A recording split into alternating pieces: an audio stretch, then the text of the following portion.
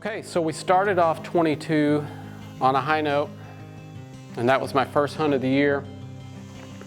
So then we move on to Illinois, 2022, my first hunt of the season, and I get a shot at this deer.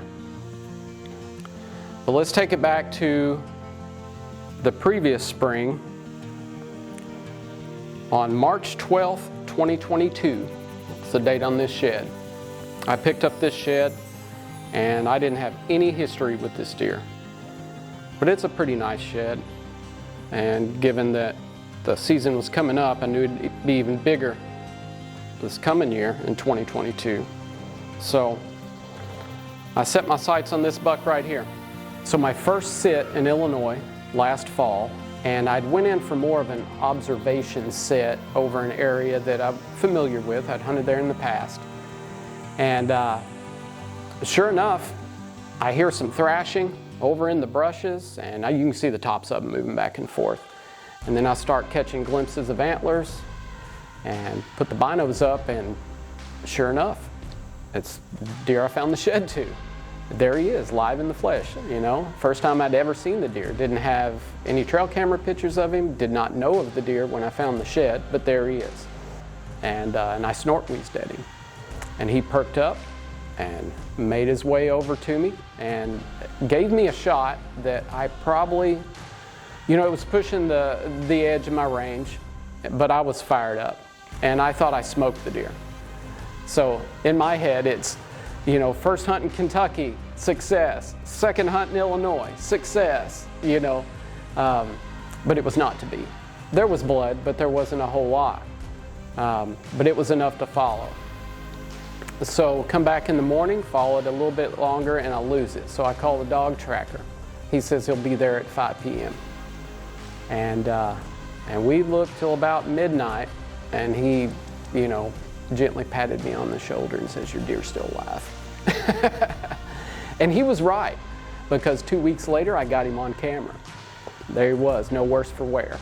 And so I adjusted my setup, and sure enough, he come by again at about the same yardage, and I was not willing to risk that shot again. I felt he was, you know, a little bit far for me.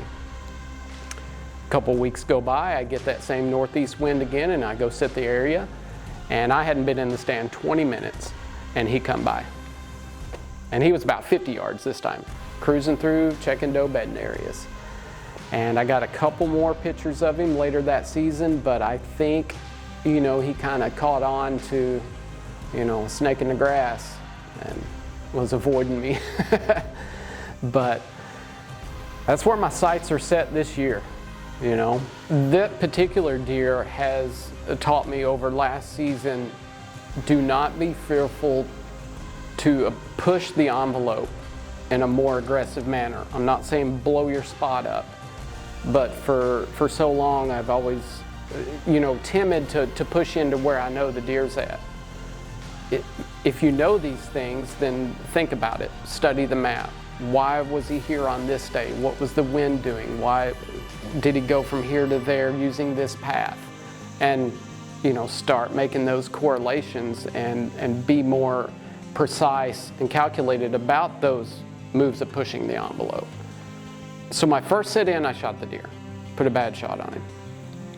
All right, and so I'm targeted in. That's the deer I want to shoot. There was a nice 6-pointer that would just not leave me alone.